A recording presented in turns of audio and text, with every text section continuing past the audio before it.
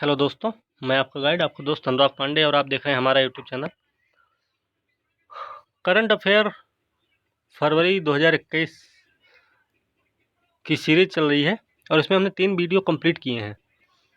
आज चौथी वीडियो है और उम्मीद करते हैं कि वीडियो आप लोग पसंद कर रहे हो, वीडियो आप लोग देखते भी हैं, उससे आप लोगों को फ़ायदा भी बहुत मिलेगा। और ये जो करंट अफेयर है ये द हिंदू का, इंडियन एक्सप्रेस का ही निचोड़ है।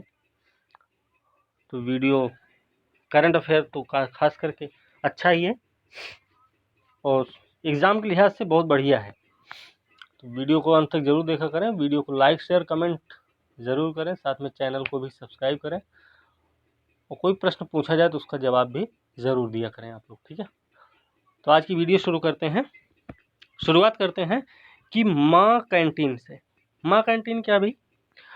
पश्चिम बंगाल सरकार की एक मुहिम है माँ कैंटीन के रूप में कि यहाँ पे 5 रुपए की मामूली लागत पर गरीबों और निराश्रितों के लिए रियायती पका भोजन मिलेगा। इसमें क्या है, अगर जैसे 20 रुपए का है और इसमें 15 रुपये सरकार क्या करेगी, सब्सिडी देगी, 5 रुपये आपको चुकाना पड़ेगा।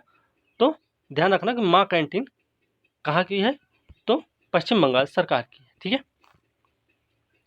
और ये सेल्फ हेल्प ग्रुप की सहायता से चलाई जाएगी, स्वयं सहायता समूहों की मदद से, ठीक है। केरल में वैज्ञानिकों, डॉक्टरों, फोटोग्राफरों की एक टीम ने स्नैकपीडिया नाम से मोबाइल ऐप लॉन्च किया। ये क्या करेगा भाई? स्नैकपीडिया मोबाइल ऐप है, इसमें सांपों पर सभी प्रासंगिक जानकारी पेश होगी और साथ में जनता के साथ साथ सांपों के काटने के इलाज में डॉक्टरों की मदद भी मिलेगी। तो स्नैकपीडिया क्या है ये आपको पता होना चाहिए, किस राज्य के वैज्ञानिक या फोटोग्राफर ने मिलकर इसको तैयार किया है, ये चीज़ आपको पता होनी चाहिए, ठीक है। चलिए आगे है कि समालयी प्रोजेक्ट है, नाम है पूरा समलेश्वरी मंदिर क्षेत्र प्रबंधन स्थानीय अर्थव्यवस्था पहल, Samaleswari temple area management and local economy initiative के लिए विकास काम शुरू किया है। और इस परियोजना में क्या है, पश्चिमी ओडिशा के पीठासीन देवता हैं, नाम है माँ समलेश्वरी, जो कि 16वीं शताब्दी के आसपास इनका 108 एकड़ भूमि का विकास इसमें शामिल होगा समालयी प्रोजेक्ट के तहत, ठीक है। चलिए आगे देखते हैं। आगे है कि असम के मुख्यमंत्री हैं सर्बानंद सोनोवाल हैं। इन्होंने दर्रांग जिले में पूर्वी भारत का पहला कौशल विश्वविद्यालय स्थापित करने की नींव रखी। दर्रांग जिला में पूर्वी भारत का पहला कौशल विश्वविद्यालय की नींव रखी है। ये क्या है कि 1000 करोड़ रुपए की वित्तीय परिव्यय के साथ बनाया जाएगा। ये पहली चीज है। इसमें 12 विषयों पर 10,000 छात्रों को प्रशिक्षण मिलेगा। विश्वविद्यालय के 2026 तक पूरा होने की उम्मीद, 2026 तक पूरा होगा, ये भी ध्यान रखना। इसमें जर्मनी रहेगा, ताइवान, दक्षिण कोरिया, इजराइल, जापान और इंग्लैंड जैसे देशों के साथ समझौता भी होगा, ठीक है। तो पूर्वी भारत का पहला कौशल विश्वविद्यालय कहाँ खोला जा रहा है भाई? असम में। असम में कहाँ? तो दर्रांग जिला में, ठीक है। चलिए आगे देखते हैं।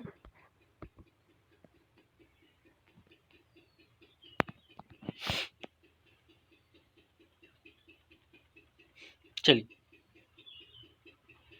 आगे है कि 47वें खजुराहो नृत्य महोत्सव, खजुराहो मध्य प्रदेश में शुरू हुआ। 47वां खजुराहो नृत्य महोत्सव, खजुराहो में ही होगा, कन्फर्म है, जो भारतीय शास्त्रीय नृत्य परंपरा पर आधारित है। महोत्सव में खजुराहो मंदिर भव्यता धरनी कला प्रेमियों की हलचल के साथ जीवंत होते हैं। पहले दिन का कार्यक्रम गीता चंद्रन और उनकी मंडली द्वारा भरतनाट्यम प्रदर्शन, दीपक महाराज द्वारा कथक प्रदर्शन के लिए समर्पित किया है। खजुराहो मंदिर आपको पता है चंदेल राजाओं के द्वारा स्थापित करवाया गया था, ठीक है। चलिए आगे देखते हैं। मध्य प्रदेश राज्य में होशंगाबाद शहर है, होशंगाबाद जिला है, उसका नाम चेंज कर दिया गया, नाम रखा गया नर्मदापुरम। इसकी घोषणा मध्य प्रदेश के मुख्यमंत्री जी ने की है। नर्मदा जयंती कार्यक्रम के दौरान। पहले होशंगाबाद का नाम एक हमलावर होशंग शाह के नाम पर था, जो मालवा का पहला शासक भी था, होशंग शाह। आप पढ़े होंगे इतिहास में, ठीक है। कर्नाटक राज्य बागवानी विभाग नाभिक के फूलों को विभिन्न उपयोगी उत्पादों में परिवर्तित करने के लिए अंतर्राष्ट्रीय फूलों की नीलामी बेंगलोर के सहयोग से एक फूल प्रसंस्करण केंद्र स्थापित कर रहा है। यह सुविधा गलन बाजार में व्यवधान के कारण होने वाले भारी नुकसान का वहन करने वाले फूल किसानों को सहायता देगी। तो कर्नाटक राज्य बागवानी विभाग है, ठीक है। इसमें क्या है,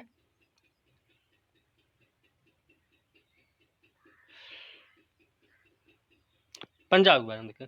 पंजाब मंत्रिमंडल ने राज्य भर के सभी गांवों में सरकारी विभागों, संस्थानों, बैंकों द्वारा उपलब्ध कराए गए संपत्ति के अधिकार लाभ उठाने के लिए ग्रामीणों को सुविधा प्रदान करने के उद्देश्य से लाल लकीर कहाँ की है भाई? पंजाब की है। क्यों है योजना, क्यों है भाई? तो ये पता होना चाहिए कि सभी गांव में सरकारी विभाग, संस्थान, बैंक द्वारा उपलब्ध कराए गए संपत्ति के अधिकार और लाभ उठाने के लिए ग्रामीणों को सुविधा प्रदान करना है, इसी लाल लकीर कार्यक्रम के आधार पर, ठीक है। चलिए, योजनाएं हैं कुछ, अब योजनाएं भी देख लेते हैं भाई। योजनाएं हैं, कृषि मंत्री नरेंद्र सिंह तोमर, पेट्रोलियम मंत्री धर्मेंद्र प्रधान, पशुपालन मंत्री गिरिराज सिंह, जल शक्ति मंत्री गजेंद्र सिंह शेखावत, इन्होंने, और जल शक्ति राज्य मंत्री हैं रतन लाल कटारिया ने संयुक्त रूप से देश भर में गोवर्धन गतिविधियों की प्रगति की निगरानी के लिए एक संयुक्त वेब पोर्टल लॉन्च किया है। गोवर्धन गतिविधियों की प्रगति की निगरानी के लिए, ठीक है, इन सब ने मिलकर किया है, तो ध्यान रखना। चलिए आगे भी,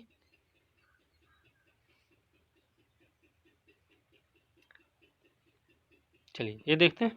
केंद्रीय स्वास्थ्य परिवार कल्याण मंत्री डॉक्टर हर्षवर्धन ने देश भर में टीकाकरण कवरेज का विस्तार करने के लिए समग्र मिशन क्या है, इंद्रधनुष 3.0 अभियान का शुभारंभ किया है। IMI इंद्रधनुष, ठीक है, मिशन इंटेंसिफाइड मिशन इंद्रधनुष 3.0 का उद्देश्य क्या है कि उन बच्चों और गर्भवती महिलाओं को कवर करना है जो कोविड-19 महामारी के कारण अपने टीके की खुराक नहीं ले पाए होंगे, ठीक है। अब चंडीगढ़ भारत का पहला राज्य केंद्र शासित प्रदेश बन गया जिसने वैयक्तिक कार्बन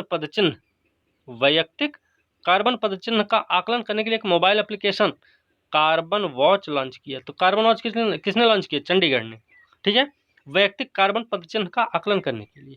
यद्यपि एप्लीकेशन को सभी के द्वारा एक्सेस किया जा सकता है, लेकिन चंडीगढ़ के निवासियों के लिए एक विस्तृत अध्ययन संकलित करने के लिए विशिष्ट विकल्प है ये। एप्लीकेशन को एंड्रॉयड समर्थित स्मार्ट सेल फोन में एक QR कोड के माध्यम से डाउनलोड किया जा सकता है। ये UPSC वालों की थोड़ा सा उनको स्टेटमेंट के रूप में ध्यान रखना होगा, ठीक है, कैसे इसको करेंगे वो, ठीक है ना।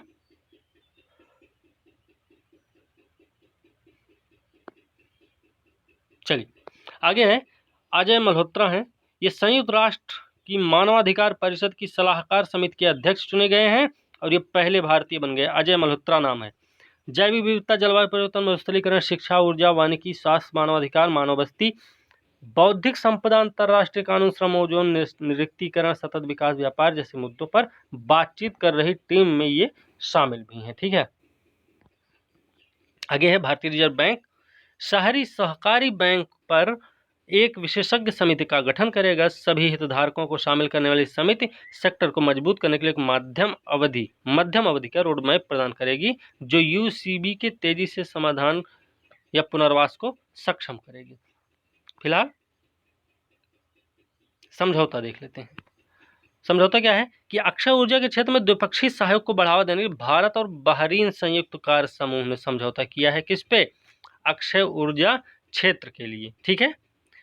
ये बैठक हुई है 4 फरवरी 2021 को, और वैसे कैसे? वर्चुअल रूप से, ठीक है, भारत और बहरीन के बीच में हुआ है अक्षय ऊर्जा के क्षेत्र में बढ़ावा देने के लिए, ठीक है। आगे भी, रक्षा मंत्रालय और भारत इलेक्ट्रॉनिक लिमिटेड बेल ने 1000 करोड़ रुपए से अधिक के software defined radio tactical ship borne system की खरीद के लिए एक अनुबंध पर हस्ताक्षर किए हैं। कौन? रक्षा मंत्रालय और बेल ने मिलकर, दोनों ने, ठीक है। सॉफ्टवेयर डिफाइंड रेडियो टेक्टिकल नाम है shipborne system. SDR tech software defined radio tactical की खरीद सशस्त्र बलों के लिए रणनीतिक गहराई लाएगी। ठीक है ना। आगे है, भारत का पहला भूतापीय विद्युत परियोजना राज्य स्वामित्व वाले तेल प्राकृतिक गैस कौन?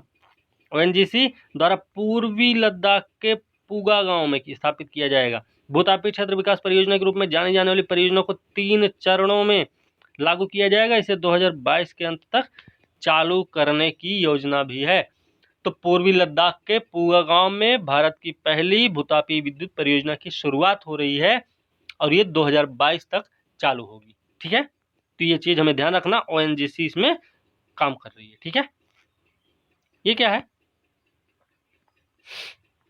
स्काई रूट द्वारा विकसित किए जा रहे लॉन्च वाहनों की विक्रम श्रृंखला के ऊपरी चरण में बेलाट्रिक्स एरोस्पेस द्वारा विकसित किए जा रहे ऑर्बिटल ट्रांसफर वाहन का उपयोग करने के लिए स्काई रूट एरोस्पेस ने बेलाट्रिक्स एरोस्पेस के साथ समझौता ज्ञापन पर हस्ताक्षर किए।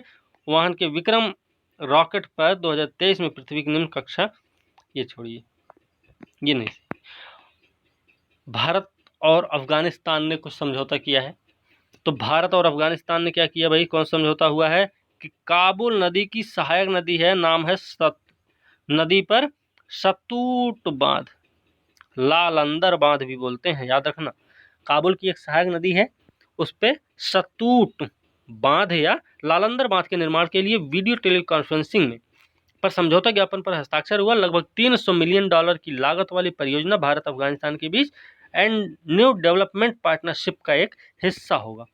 ठीक है, तो भारत और अफगानिस्तान के बीच में सतूट बांध या लालंदर बांध के निर्माण का एक समझौता हुआ है। ठीक है, कौशल विकास उद्यमिता मंत्रालय ने भारत भर में 9 भारतीय प्रबंधन संस्थानों IIM के साथ साझेदारी में महात्मा गांधी राष्ट्रीय फेलोशिप कार्यक्रम शुरू किया है। कितने के साथ? 9 IIM के साथ। कौशल विकास उद्यमिता मंत्री महेंद्र नाथ पांडे ने संकल्प के तहत रणनीतिक साझेदारी के माध्यम से ट्रांसफरिंग स्किलिंग कार्यक्रम की अध्यक्षता की और MGNF और अन्य पहलों को शुरू किया उन्होंने। ठीक है, चलिए आगे देखते हैं।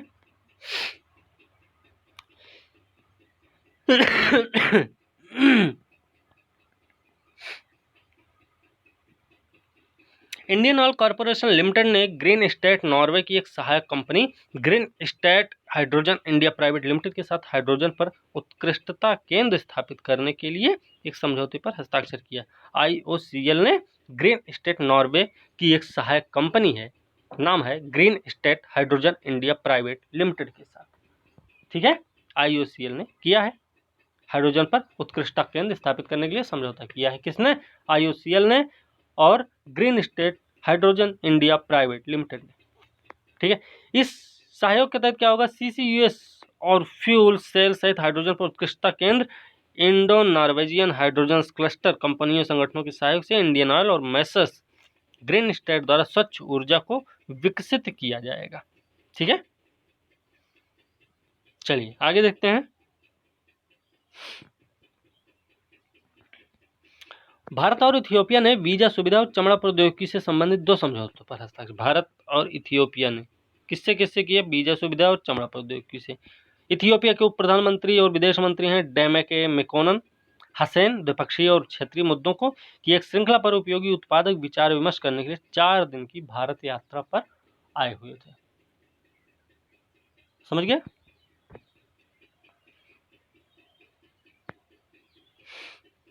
चल ये भी देख लेते हैं। भारत मालदीव के बीच में है। इसमें क्या, मालदीव मॉरिशस की आधिकारिक यात्रा पर थे S जयशंकर। ठीक है, इन्होंने दोनों देशों के बीच व्यापक महत्वपूर्ण द्विपक्षीय संबंधों की समीक्षा करने द्वीप राष्ट्र मॉरिशस का दौरा किया। भारत ने मॉरिशस के साथ एक मुक्त व्यापार FTA या व्यापक आर्थिक सहयोग साझेदारी समझौता पर हस्ताक्षर किया है। भारत ने अभी किसके साथ किया? तो याद रखना, मॉरिशस के साथ किया है। ठीक है, भारत सरकार ने नागालैंड सरकार, विश्व बैंक ने नागालैंड कक्षा शिक्षण और संसाधन परियोजना को बढ़ाना के लिए $68 मिलियन समझौते पर हस्ताक्षर, ताकि नागालैंड में स्कूलों का शासन बढ़ाया जा सके। International bank for reconstruction and development IBRD से 68 मिलियन डॉलर का ऋण की 5 वर्षों की अनुग्रह अवधि सहित 14.5 वर्षों की अंतिम परिपक्वता है। 14.5 साल के लिए है कुल मिला के। ठीक है, कितना है? 68 मिलियन डॉलर।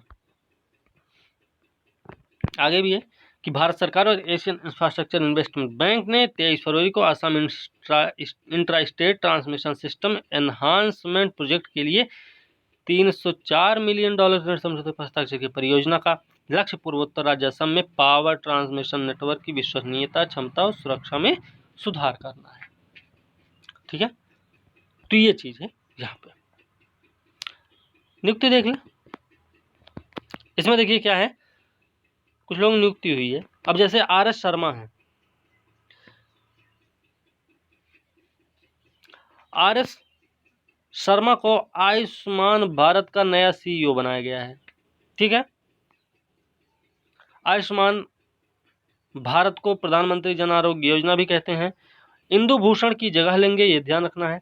2018 में शुरू होने के बाद से आयुष्मान योजना के मुख्य कार्यकारी रूप में सेवारत थे। कौन? इंदु भूषण। अब इंदु भूषण की जगह RS शर्मा आ गए। ठीक है, किसने किया है? राष्ट्रीय स्वास्थ्य प्राधिकरण ने। आगे है कि रामा मोहन राव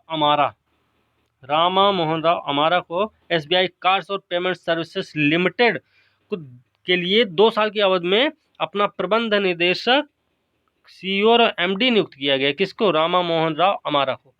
किसने किया है? SBI कार्ड ने। क्या किया है? प्रबंध निदेशक और मुख्य कार्यकारी अधिकारी नियुक्त किया। क्रेडिट कार्ड कंपनी SBI में 29 साल से अधिक के सफल करियर के साथ राव एक अनुभवी बैंकर। SBI कार्ड में कार्यभार संभालने से पहले वह SBI भोपाल सर्कल के मुख्य महाप्रबंधक भी रहे हैं। तो रामा मोहन राव अमारा। ठीक है, फेसबुक इंक ने हेनरी मोनिज को अपना पहला मुख्य अनुपालन अधिकारी नियुक्त किया। फेसबुक इंक ने किसको?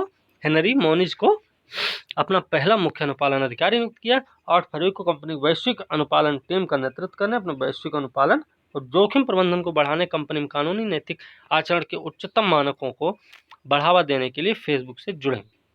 इससे पहले हेनरी कहाँ थे? तो Henry Moniz media company Viacom CBS Inc में मुख्य अनुपालन अधिकारी और मुख्य लेखा परीक्षा कार्यकारी भी थे। ठीक है, Mahindra and Mahindra financial services ने क्या किया है भाई? बोर्ड के अध्यक्ष के रूप में अनीश शाह को नियुक्त किया। किसने? Mahindra and Mahindra financial service ने। ठीक है, शाह पहले से ही कंपनी के निदेशक हैं, वो निदेशक पहले से ही हैं, अनीश शाह। महिंद्रा लिमिटेड के एक deputy managing director group CFO हैं। शाह धनंजय मुंगले का स्थान लेंगे। अब मुंगले जो है FSL के बोर्ड में एक स्वतंत्र निदेशक बने रहेंगे। ओके आगे है कि Amazon.com इंक के संस्थापक मुख्य कार्यकारी अधिकारी जेफ बेजोस ने क्या किया है? कंपनी CEO के पद से इस्तीफा दिया। इन्होंने इस्तीफा देने की घोषणा की। 2021 के Q3 अर्थात 1 जुलाई 2021 से प्रभावी कार्यकारी अध्यक्ष बनेंगे NDJC, जो वर्तमान में NDJC अब बनेंगे भाई, जो वर्तमान में अमेजन वेब सर्विसेज के मुख्य कार्यकारी रूप में सेवारत हैं।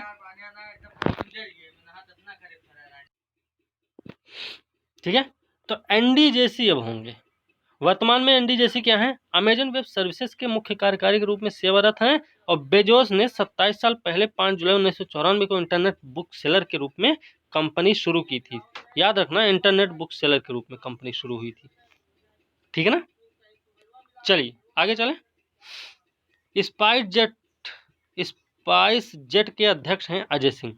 दूसरे कार्यकाल के लिए बॉक्सिंग फेडरेशन इंडिया के अध्यक्ष अजय सिंह अपना दूसरा कार्यकाल शुरू करेंगे। ठीक है, कार्मिक मंत्रालय के तहत कार्मिक प्रशिक्षण विभाग ने प्रवीण सिन्हा को क्या किया है कि 3 फरवरी को तत्काल प्रभाव से केंद्रीय जांच ब्यूरो के अंतरिम निदेशक के रूप में नियुक्त कर दिया है। CBI के अंतरिम निदेशक के रूप में नियुक्त किया। उन्हें पदस्थ प्रमुख RK शुक्ला के स्थान पर RK शुक्ला का स्थान लेंगे। कौन? प्रवीण सिन्हा। ठीक है, तो ध्यान रखना भाई। चलिए, गूगल क्लाउड ने अपने इंडिया बिजनेस के लिए विक्रम सिंह बेदी विक्रम सिंह बेदी को नया प्रबंध निदेशक बनाया। कारण वह करण बाजवा की जगह लेंगे, जिसे गूगल क्लाउड में एशिया प्रशांत क्षेत्र के क्लाउड संचालन के उपाध्यक्ष के रूप में चुना गया है। गूगल पर विक्रम बेदी इस गतिशील बाजार में गूगल क्लाउड की बिक्री संचालन टीमों का नेतृत्व करने के लिए जिम्मेदार भी होंगे। नाइजीरियाई अर्थशास्त्री हैं, एक नाम है नगोजी ओकोंजो-इविला। नगोजी ओकोंजो-इविला हैं, नाइजीरिया अर्थशास्त्री हैं। इनको WTO का महानिदेशक नियुक्त किया गया है। वह संगठन नेतृत्व करने वाली पहली महिला और साथ ही पहली अफ्रीकी भी होंगी। ये पहली महिला है, पहली अफ्रीकी भी हैं। ठीक है। नाइजीरिया पूर्व वित्त मंत्री ओकोंजो-इविला रॉबर्टो अजेवेदो की जगह लेंगी, जिन्होंने अगस्त 2020 में अपना पद छोड़ दिया था। ठीक है ना। चलिए, एंटोनियो गुतरेस कौन भाई? संयुक्त राष्ट्र महासचिव हैं। इन्होंने जलवायु परिवर्तन और समाधान पर अपने विशेष दूत के रूप में माइकल ब्लूमबर्ग को फिर से नियुक्त किया। ब्लूमबर्ग न्यूज की मूल कंपनी ब्लूमबर्ग LP के संस्थापक और मालिक हैं। वही ब्लूमबर्ग उन्हें पहले मार्च 2018 नवंबर 2019 के बीच जलवायु कार्रवाई के लिए अमेरिकी विशेष दूत के रूप में नियुक्त किया गया था। ठीक है। भारत की पहली डिजिटल एकमात्र जीवन बीमा कंपनी एगोन लाइफ इंश्योरेंस ने सतीश्वर बालाकृष्णन को प्रबंध निदेशक मुख्य कार्यकारी अधिकारी नियुक्त किया। सतीश्वर बालाकृष्णन को इसमें क्या है कि आने से पहले उन्होंने India first life, Reliance life, ICICI prudential life के साथ काम किया। वो योग्यता से चार्टर्ड अकाउंटेंट हैं, ध्यान रखना। क्या है ये? सतीश्वर बालाकृष्णन CA हैं, चार्टर्ड अकाउंटेंट हैं। ठीक है। चलो आगे है। टाटा मोटर्स लिमिटेड ने मार्क लिस्टोसेला को अपना नया मुख्य कार्यकारी अधिकारी प्रबंध निदेशक नियुक्त किया। लिस्टोसेला की नियुक्ति 1 जुलाई से 2021 से प्रभावी होगी अब 1 जुलाई से ही थी, क्योंकि फरवरी का है तो। ठीक है ना। न्यायमूर्ति पुलगोरू वेंकट संजय कुमार ने इम्फाल के राजभवन में मणिपुर हाईकोर्ट के मुख्य न्यायाधीश के रूप में शपथ ली। उन्हें भारत के राष्ट्रपति द्वारा मणिपुर के उच्च न्यायालय के मुख्य न्यायाधीश के रूप में किसको? नाम है न्यायमूर्ति पुलगोरू वेंकट संजय कुमार। ठीक है। मुख्य न्यायाधीश कहाँ के? मणिपुर के। इससे पहले उन्होंने पंजाब हरियाणा हाईकोर्ट में न्यायाधीश के रूप में काम कर चुके हैं। ठीक है। स्टेटमेंट के रूप में आप याद रख सकते हैं इनका। ठीक है। चलिए आगे देखते हैं। डॉक्टर अजय माथुर हैं। क्या है? ISS सदस्यों की पहली विशेष सभा में उनके चुनाव के बाद अपने नए महानिदेशक के रूप में घोषित किया है। डॉक्टर माथुर श्री उपेंद्र त्रिपाठी की जगह लेंगे। उपेंद्र त्रिपाठी की जगह आ रहे हैं कौन? डॉक्टर अजय माथुर, जो 2015 में ISS की स्थापना से महानिदेशक के रूप में कार्यरत थे। कौन थे? उपेंद्र त्रिपाठी जो थे 2015 में जब ISS बनी थी तभी से वो महानिदेशक थे। ठीक है। आगे देखते हैं।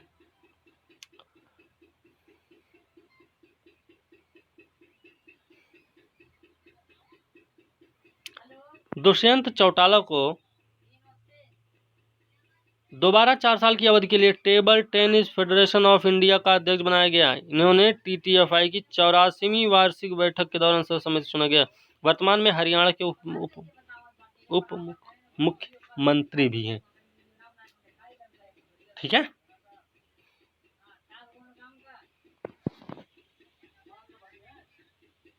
चलिए,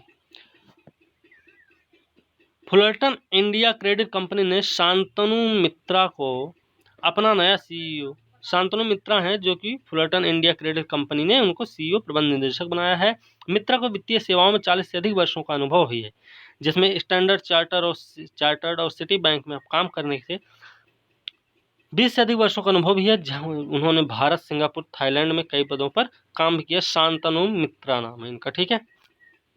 चलिए रैंक देख लीजिए थोड़ा सा, 1-2। इंडिया जस्टिस रिपोर्ट है, इसका दूसरा संस्करण आया है। इसमें भारत में लोगों को न्याय प्रदान करने पर राज्यों की एकमात्र रैंकिंग जारी होती है। इसमें टाटा ट्रस्ट की एक पहल है।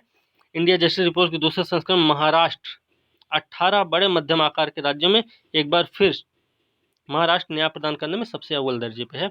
मेन बात है। ठीक है। उसके बाद तमिलनाडु का नंबर आता है, फिर है तेलंगाना, उसके बाद है पंजाब, उसके बाद है केरल। ठीक है, तो ये ध्यान रखना है। आगे देखते हैं। 2020 लोकतंत्र सूचकांक की वैश्विक रैंकिंग में 167 देशों में भारत 2 स्थान फिसलकर 53वें स्थान पर आ गया। लोकतंत्र सूचकांक की रैंक जारी हुई, ठीक है, इसमें 53वां स्थान पर आ गया। सूचकांक में भारत का समग्र स्कोर 0 से 10 के पैमाने पर 6.61 है। भारत को त्रुटिपूर्ण लोकतंत्र के रूप में वर्गीकृत किया गया, ध्यान रखना इसका। Democracy index the economic intelligence unit द्वारा जारी वैश्विक रैंकिंग है, जो दुनिया भर में लोकतंत्र की वर्तमान स्थिति का एक स्नैपशॉट प्रदान करता है। ठीक है, आगे देख लें।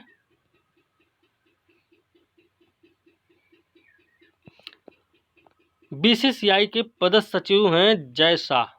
इनको एशियाई क्रिकेट परिषद के नए अध्यक्ष के रूप में नियुक्त किया गया। वह पद पर नियुक्त किए जाने अब तक के सबसे कम आयु के व्यक्ति हैं जय शाह। ठीक है, बांग्लादेश क्रिकेट बोर्ड के अध्यक्ष हैं नजमुल हुसैन की जगह लेंगे वो, बांग्लादेश क्रिकेट बोर्ड की हैं, जो एसीसी के पूर्व अध्यक्ष भी रह चुके हैं। भारतीय निशानेबाजी हैं दल ने कुवैत शूटिंग फेडरेशन के द्वारा आयोजित पहली एशियाई ऑनलाइन शूटिंग चैंपियनशिप की पदक तालिका में टॉप किया।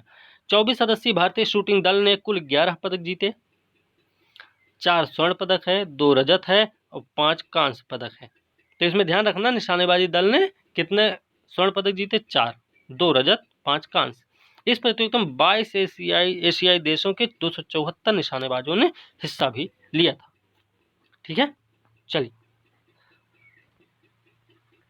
आगे भी ये देख लेते हैं। Syed Mushtaq Ali trophy T20 cricket tournament के फाइनल में सिंगापुर ने बड़ौदा को हराकर खिताब अपने नाम किया। यह टूर्नामेंट सैयद मुश्ताक अली ट्रॉफी का 12वां संस्करण था। अहमदाबाद के सरदार पटेल स्टेडियम में खेला गया प्लेयर ऑफ द मैच का खिताब मणिमारन सिद्धार्थ ने जीता है। ठीक है, जिसने 20 रन देकर 4 विकेट लिए। उन्हें जीत के लिए 121 रन चाहिए थे, जिसे उन्होंने 18 ओवर में 7 विकेट देकर प्राप्त किया। ओके, चलिए आगे चलते हैं।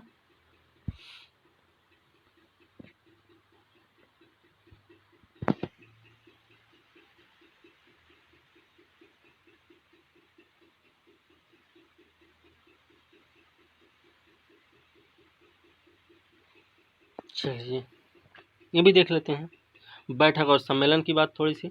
कि रक्षा मंत्री राजनाथ सिंह ने कर्नाटक के बंगलुरु में, ये हमने पहले भी बता रखा है, कि वायुसेना स्टेशन यलहंका में chief of air staff conclave का उद्घाटन किया। इन्होंने 2 दिवसीय सम्मेलन का आयोजन भारतीय वायुसेना द्वारा 3-4 फरवरी 2021 को, याद रखना है, हाइब्रिड फॉर्म में किया गया है, जिसमें डिजिटल मीडिया का व्यापक उपयोग हुआ। लगभग 75 देशों के वायुसेना प्रमुख एरोस्पेस पावर रणनीति तकनीकी विकास से संबंधित मौजूदा मुद्दों पर अपने विचारों का आदान प्रदान करने के लिए एक मंच पर एक साथ आए। ठीक है, आगे है कि पहले भारत यूरोपीय संघ उच्च स्तरीय संवाद का आयोजन हुआ है, जिसकी सह अध्यक्षता की थी भारत की ओर से वाणिज्य उद्योग मंत्री पीयूष गोयल और यूरोपीय संघ की ओर से थे कार्यकारी उपाध्यक्ष व्यापार आयुक्त वाल्डिस डब्रीविस्की। इस वार्ता की नींव जुलाई 2020 में आयोजित 15वें भारत यूरोपीय संघ के नेता शिखर सम्मेलन में रखी गई थी। ये भी ध्यान रखना हमें। ठीक है, चलिए। प्रधानमंत्री नरेंद्र मोदी ने वीडियो कॉन्फ्रेंसिंग के माध्यम से विश्व सतत विकास शिखर सम्मेलन 2021 का उद्घाटन किया है। शिखर सम्मेलन का विषय क्या रहा है, ये ध्यान रखना है। तो ये रहा, हमारे सामान्य भविष्य को पुनर्परिभाषित करना, सभी के लिए संरक्षित और सुरक्षित वातावरण। 2021 WSD शिखर सम्मेलन the energy and resources institute TERI के द्वारा, ये भी ध्यान रखना, टेरी के द्वारा आयोजित किया गया। भाई विषय क्या रहा है तो ये भी पता है। ठीक है, चलिए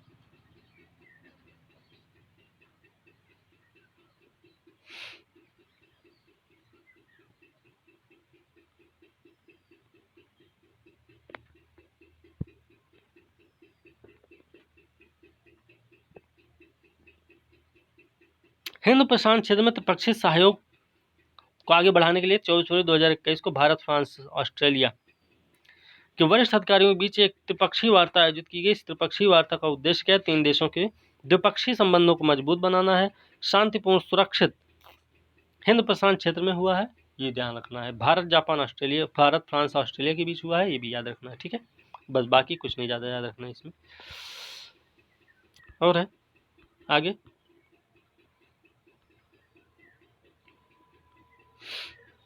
पुरस्कार देख लेते हैं। मुख्यमंत्री पिनाराई विजयन हैं। केरल राज्य 50वें केरल राज्य फिल्म पुरस्कार 19 और जेसी डैनियल पुरस्कार प्रदान किए हैं। पिनाराई विजयन है केरल के मुख्यमंत्री। इन्होंने अंतर्राष्ट्रीय फिल्म महोत्सव केरल के संबंध में प्रकाशित डाक टिकट भी जारी किया।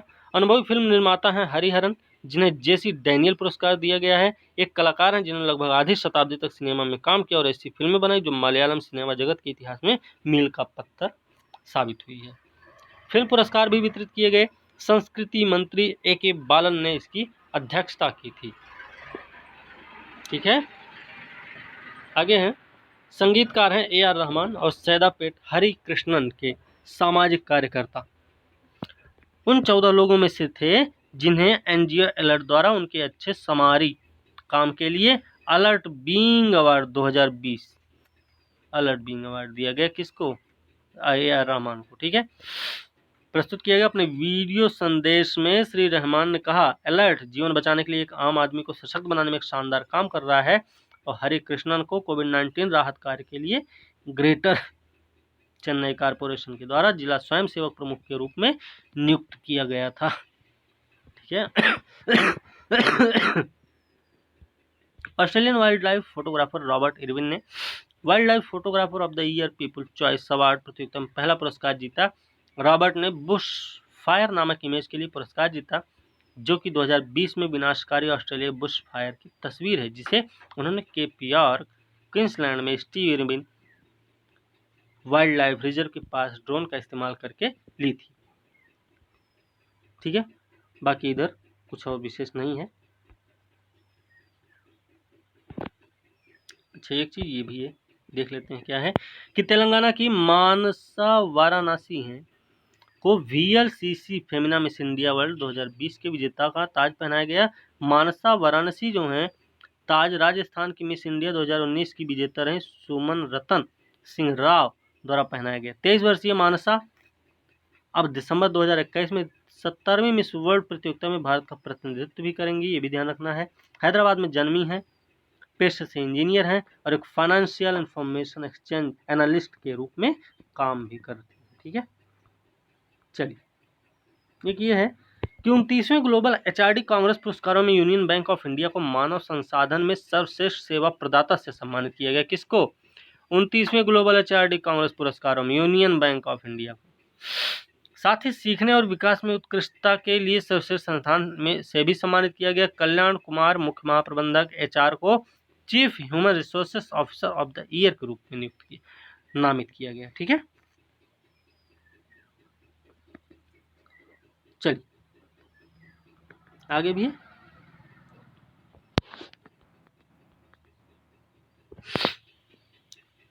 महत्वपूर्ण दिन देख लेते हैं भाई। वर्ल्ड लेप्रोसी डे कब मनाया जाता है? विश्व कुष्ठ रोग दिवस जनवरी का अंतिम रविवार होता है, ध्यान रखना। विश्व कुष्ठ रोग दिवस इस बार 31 जनवरी को हुआ है। हर साल यह इस पुराने घातक रोग के बारे में वैश्विक जागरूकता बढ़ाने और इस बात की ओर ध्यान देने के लिए मनाया जाता है कि इसकी रोकथाम, इलाज, उपचार किया जा सकता है। इसका विषय क्या रहा 2021 का भाई? Beat leprosy, and stigma and advocate for mental wellbeing, इसका थीम है इस बार का। ठीक है, हर साल 2 फरवरी को विश्व स्तर पर विश्व वेटलैंड दिवस मनाया जाता है। इस दिन को मनाए जाने का उद्देश्य क्या है? लोगों में पृथ्वी के लिए वेटलैंड्स यानी आर्द्र भूमि द्वारा निभाई जाने वाली महत्वपूर्ण भूमिका के बारे में जागरूकता बढ़ाना है। इसका विषय था वेटलैंड्स एंड वाटर। साल 2021 वेटलैंड्स पर कन्वेंशन की 50 वर्षगांठ, 50वीं वर्षगांठ है। ठीक है, फिर भारतीय तटरक्षक बल ने 1 फरवरी 2021 को 45वां जन्म दिवस मनाया अपना। आईसीजी को औपचारिक रूप से 1 फरवरी 1977 को भारतीय संसद के तटरक्षक अधिनियम, ध्यान रखना भाई, भारतीय संसद के तटरक्षक अधिनियम है 1978 के द्वारा स्थापित किया गया 1 फरवरी 1977 को। यह रक्षा मंत्रालय के तहत काम करता है। तो 45वां अपना दिवस मनाया, स्थापना दिवस, ठीक है। विश्व कैंसर दिवस, union for international cancer control 4 फरवरी को मनाया जाता है। कैंसर के बारे में जागरूकता बढ़ाने के लिए है। तो इसका विषय क्या रहा 19 से 21 का, I am and I will, ठीक है। मानव बंधुत्व दिवस क्या है, अंतर्राष्ट्रीय मानव बंधुत्व दिवस, ये भी 4 फरवरी को मनाया गया। ये इसमें क्या है कि उद्देश्य है कि विभिन्न संस्कृति, धर्म, मान्यता, सहिष्णुता को बढ़ावा देने के बारे में जागरूकता बढ़ाने के महत्व को रेखांकित करना है। उद्देश्य क्या है कि लोगों को शिक्षित करना भी है कि सहिष्णुता, बहुलवादी परंपरा, आपसी सम्मान, धर्मों और विश्वासों की विविधता मानव बंधुत्व को बढ़ावा देती है। इस वर्ष का अंतर्राष्ट्रीय मानव बंधुत्व दिवस का थीम क्या रहा है, तो ए pathway of the future, A pathway of the future, ठीक है।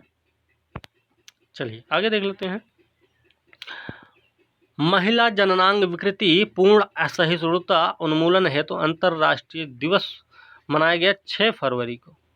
यह दिन संयुक्त राष्ट्र महिला जननांग विकृति के उन्मूलन के उनके प्रयासों के लिए प्रायोजित है। पहली बार 2003 में इसे पेश किया गया था, ध्यान रखना। इस वर्ष महिला जननांग विकृति पूर्ण असहिष्णुता उन्मूलन हेतु अंतर्राष्ट्रीय दिवस के लिए विषय था कि no time for global in action, no time for global in action, unite, fund and act to end female genital mutilation, इसका थीम रहा है, ठीक है। चलिए आगे भी है भाई, इसको भी देख लेते हैं क्या है। संयुक्त राष्ट्र द्वारा हर साल 10 फरवरी को विश्व स्तर पर 10 फरवरी को मनाया जाता है विश्व दलहन दिवस। संयुक्त राष्ट्र के द्वारा मनाया जाता है, ध्यान रखना, संयुक्त राष्ट्र द्वारा मनाया जाता है भाई विश्व दलहन दिवस, ठीक है। संयुक्त राष्ट्र के खाद्य कृषि संगठन है एफएओ के द्वारा वैश्विक भोजन के रूप में दालों के महत्व को चिन्हित करता है। तो 2016 इस दिन को, इस वर्ष साल 2016 की जो थीम थी, nutritious seeds for a sustainable future पर मनाए जाने का निर्णय लिया गया, जिस वर्ष को अंतर्राष्ट्रीय दलहन के रूप में अंतर्राष्ट्रीय दलहन वर्ष घोषित किया गया था 2016 को, ध्यान रखना। और 2019 से 21 तक एक ही विषय रहा है अभी तक। तो 2019 से 21 तक एक ही विषय रहा है, ध्यान रखना। तो प्रश्न कुछ अलग तरीके से बन सकता है, ठीक है। चलिए,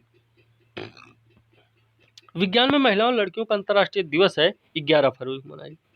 इसमें महत्वपूर्ण भूमिका की प्रशंसा करने के लिए मनाया गया, ठीक है।